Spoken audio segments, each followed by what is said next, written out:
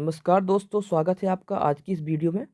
आज की इस वीडियो में हम चर्चा करेंगे मलेरिया के ऊपर, जो कि डिजीज़ है और एक मच्छर से फैलती है, सब हम जानते हैं। हमने अपने जीवन में कभी ना कभी इसका अनुभव ज़रूर किया है, जिसका नाम मलेरिया है, और ट्रीटमेंट भी लिया है। आज हम इसके सभी कारणों के बारे में जानेंगे और साथ साथ जानेंगे ये कैसे फैलता है और क्यों फैलता है, ठीक है। वैसे ही आपने इसके बारे में पढ़ रखा होगा मलेरिया के बारे में, लेकिन आज इस थ्रेड के माध्यम से मैं आपको थोड़ा और डीपली और अच्छे से बताना चाहता हूँ। तो आइए वीडियो स्टार्ट करते हैं, ठीक है। तो सबसे पहले इसका पढ़ेंगे हम जनरल इंट्रोडक्शन, एक्चुअल में है क्या। इसमें हम देखेंगे there are 60 known species of malaria causing plasmodium. तो सबसे पहली बात तो ये ध्यान रखना है कि जो मलेरिया है ये एक माइक्रोब से फैलता है जिसका नाम है प्लाज्मोडियम, ठीक है। ये इसका जीनस हो गया प्लाज्मोडियम, और कई प्रकार की इसकी प्रजातियां हैं, लगभग 60 से ऊपर हैं, जिसमें 4 प्रमुख हैं जिनके बारे में हम चर्चा करने जा रहे हैं। जिसमें प्लाज्मोडियम बाइबैक्स है, या प्लाज्मोडियम ओवेल है, या प्लाज्मोडियम आपका मलेरी है, ठीक है। इस तरीके से और भी ढेर सारे हैं। प्रमुख है प्लाज्मोडियम बाइवैक्स और प्लाज्मोडियम फैल्सिपेरम, जो प्रमुखता देखने को हमें मिलते हैं। तो एक प्रश्न तो ये आता है कि प्लाज्मोडियम किससे फैलता है, मच्छर से या प्लाज्मोडियम बाइवैक्स से।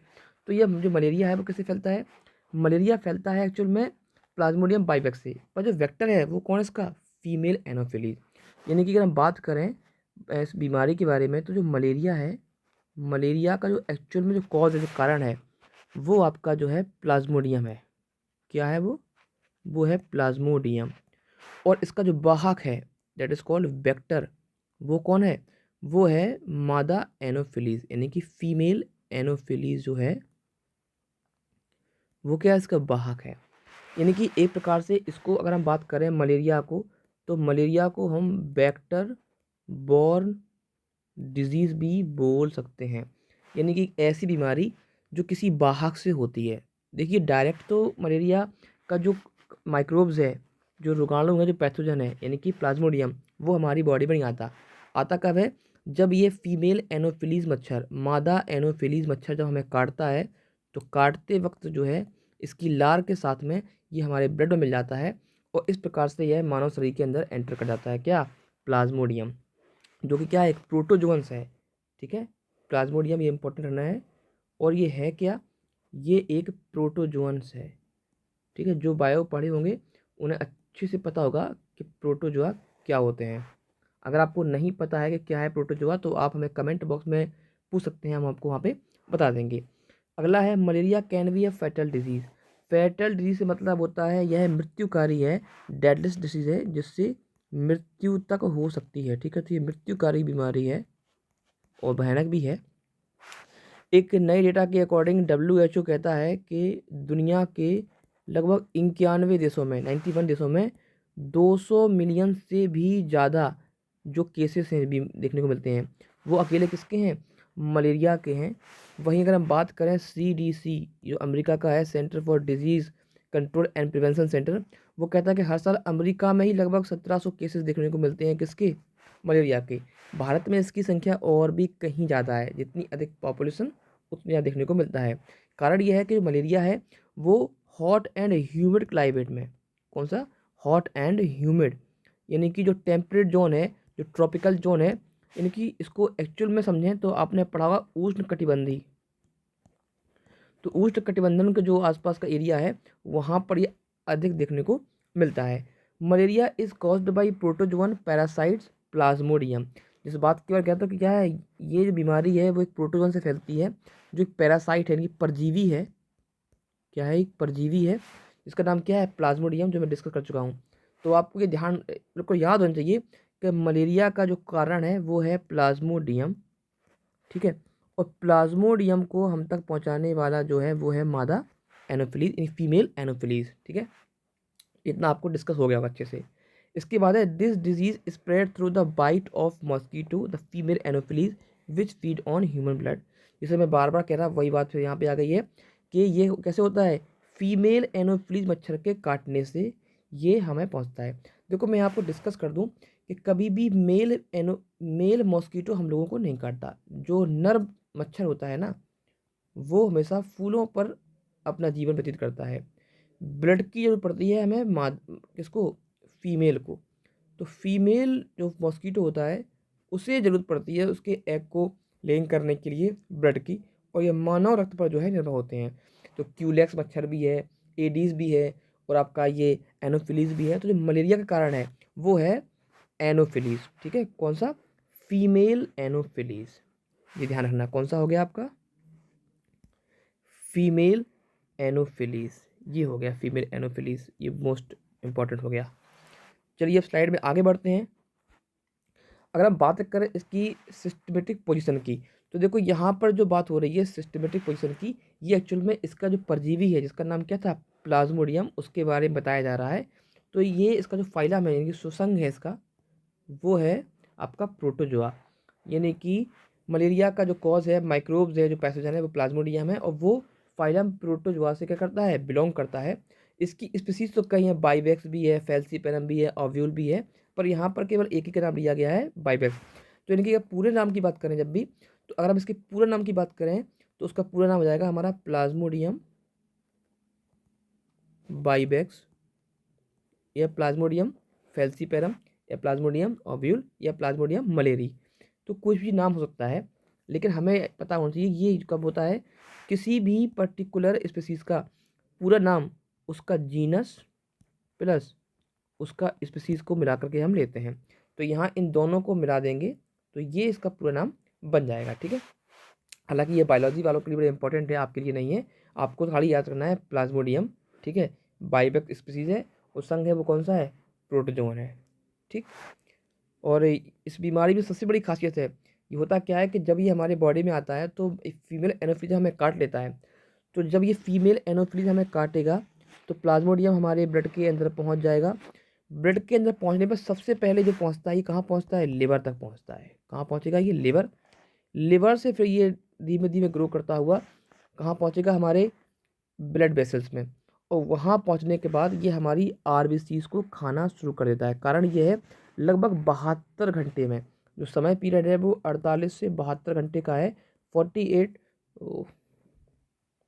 48 से 72 के बीच का जो समय होता है, इस आवर में यह अपने आप को कई गुना बढ़ा लेता है। और बढ़ाने के बाद ये करता क्या कि हमारी जो एक्चुअल में जो आरबीसीज हैं, रेड ब्लड सेल्स हैं, लाल रुधिर कणिकाएं हैं, उन पर फीडिंग करना शुरू करता है, उन्हें बस्ट करता है। और इस प्रकार से हमारे ब्लड में क्या धीमे धीमे आरबीसी की कमी आने लगती है, और एनीमिया होने की चांसेस बढ़ जाते हैं। यही वजह है कि बुखार स्टार्ट हो जाता है, क्योंकि ये सबसे अधिक संक्रमित करता है किसको? हमारे आरबीसी को। यानी कि एक प्रकार से हम कह सकते हैं कि यह आरबीसी पे क्या करता है? फीडिंग करता है, उन्हें खाना शुरू कर देता है, उन्हें खत्म कर देता है। तो सबसे पहला इफेक्ट पड़ता है एनीमिया के फॉर्म में दिखने का होता है। चलिए आप आगे देखते हैं इसके डिस्ट्रीब्यूशन के बारे में। मतलब ये जो पैरासाइट है ये कहाँ मिलता है, ये परजीवी? तो 4 इसकी स्पीसीज हैं, मैं जिक्र कर रहा था बार बार इसका, जो मलेरिया फीवर के लिए क्या है? उत्तरदायी हैं। जिसमें पहली है प्लाज्मोडियम बाइवेक्स, फिर प्लाज्मोडियम ओविल, फिर प्लाज्मोडियम मलेरी, और फिर है क्या? Plasmodium falciparum. जो इसमें कॉमनली हमें प्लाज्मोडियम बाइवेक्स देखने को मिलता है, या प्लाज्मोडियम फैल्सीपेरम देखने को मिलता है। सबसे अधिक अपने एरिया में तो ये देखने को मिलता है प्लाज्मोडियम बाइवेक्स। आपको तो ध्यान रखना है खाली प्लाज्मोडियम। ठीक है, ठीक है। उसके बाद है अगला है Plasmodium is wide spreaded in tropical and temperate country. ठीक है, कहाँ पर? जो अगर आपकी बात करें हम अर्थ की, ये हमारी अर्थ हो गई, तो यहाँ पर क्या? ये भूमध्य रेखा।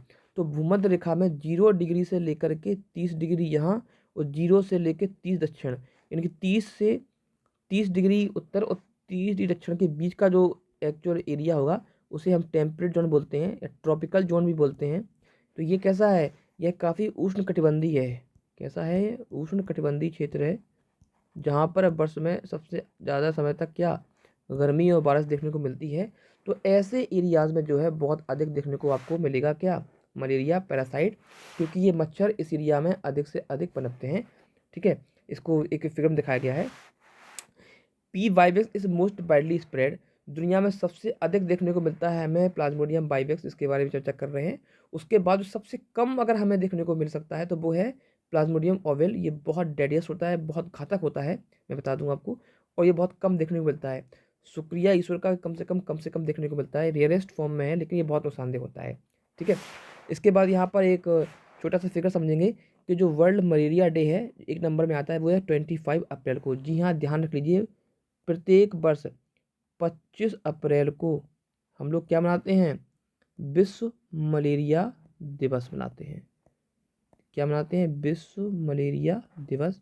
ये बहुत इंपॉर्टेंट है, 1 नंबर में पूछ देते हैं, कभी मैचिंग में आ जाता है। तो 25 अप्रैल आप ध्यान रखिए, ठीक है। उसके बाद चलो आगे बढ़ते स्लाइड में। अब यहाँ पर देखो थोड़ा सा डिफरेंस बताया गया है, एक तुलना की गई है मलेरिया और डेंगू में, ठीक है। जहाँ पर मलेरिया किससे होता है बता दूँ, मलेरिया जहाँ होता है एक प्रोटोजोअन जिसका नाम है प्लाज्मोडियम से। वहीं अगर बात करें डेंगू का तो ये कैसा है, एक वायरल डिजीज़ है, ठीक है, ये वायरस से होता है। ये एनोफिलीज के काटने से होता है, और ये होता है आपका एडीज मच्छरों के, यानी कि यहाँ पर जो फीमेल होगी उसका वो होगा कौन सा, हमारा एनोफिलीज मच्छर होंगे, कौन सी, मादा, फीमेल। और यहाँ पर भी मादा मच्छर ही होगा, पर वो कौन सा हो जाएगा, वो हमारे हो जाएंगे एडीज, यानी कि एडीज मच्छरों के काटने से फैलते हैं। कई जगह आपने क्यूलस भी पढ़ा होगा, ठीक है, पर आप ये ज़्यादा ध्यान रखें। अब अगर हम बात करें इनके क्या सिम्टम्स हैं, तो देखो नौसिया है, हाई फीवर है, वॉमिटिंग है, हेडेक है, मसल्स पेन है, एनीमिया है, ये सब देखने को मिलते हैं। सीधी बात ये है, जब ये करते क्या है कि पहले कहाँ पहुँचेगा, हमारे ये लिवर में, लिवर से फिर कहाँ पहुँचेगा, ये हमारे ब्लड वेसल्स में, यानी कि रुधिर वाहिनियों में पहुँचेगा, ठीक है। वहाँ पर क्या करेगा, ये आरबीसी पर फीडिंग करेगा, उन्हें बस्ट करने लगेगा। तो हमें क्या होता है, जैसे ही आरबीसी फीडिंग करता है वैसे ही हमारे बॉडी का जो तापमान है वो बढ़ने लगता है, और तापमान बढ़ने से फिर बाद में क्या होती है, एकदम से हमें ठंड लग करके बुखार आने लगता है। तो मलेरिया की जो पहली पहचान है वो ये है कि हमें ठंड लग करके बुखार आएगा, बड़ी तेज़ी से कपकपाहट होगी, उसके बाद हमें जो है फीवर आना शुरू होता है। और अगर समय रहते इसका ट्रीटमेंट ना किया जाए तो यह हानिकारक जानलेवा भी हो सकता है। वहीं अगर हम बात करें डेंगू के बारे में, तो ये सडन हाई फीवर है, एकदम से बहुत तेज़ बुखार आएगा, और कभी कभी तो ये 104 तक पहुंच जाता है। और एक्सट्रीम फैट बहुत थकावट होगी, और जोड़ों में दर्द होने लगता है हम लोगों के, और सर में तो बहुत ज़्यादा दर्द होने लगता है। पेन बिहाइंड द आइज़, आंखों के पीछे दर्द होता है, और बाबा आंखों को दबाने का मन करता है, मसलने का, और ऊपर के हिस्से को पकड़ के इसकी स्किन को खींचते हैं तो आराम सा फील होता है। Skin rash that appears after 4 1 और इस प्रकार से जो है रैसेस देखने को मिलते हैं, हमारी स्किन के ऊपर धब्बे हैं, छोटी छोटी फुंसी निकल आती हैं। और symptoms can sometimes the mistakes for the flu, so consult your doctor if you fever last of the 7 day. होता क्या है कि जब किसी को हो जाता है डेंगू, तो लगता है शुरू में फ्लू हुआ है, कुछ लोग समझते हैं हमें खाली फ्लू हुआ है, इतना आसानी से डेंगू पकड़ में नहीं आता है। इसलिए जब भी कभी फ्लू हो और काफ़ी, और आपको लगातार फीवर भी आ रहा हो और कई दिनों से हो, तो फिर डॉक्टर से कंसल्ट करना बहुत ज़रूरी है, वरना ऐसा ना हो सोचो नॉर्मल हमें खांसी जुकाम है और वो फ्लू धीमे धीमे एक्चुअल में क्या हो, डेंगू हो। क्योंकि डेंगू और फ्लू में हम ज़्यादा फ़र्क नहीं कर पाते हैं, ये एक्चुअल में मेडिकल ट्रीटमेंट से ही पता लगेगा। जब आप डायग्नोस कराएंगे तो डॉक्टर ही बता पाएगा इसमें कि ये आपको डेंगू है या आपको नॉर्मल फ्लू है।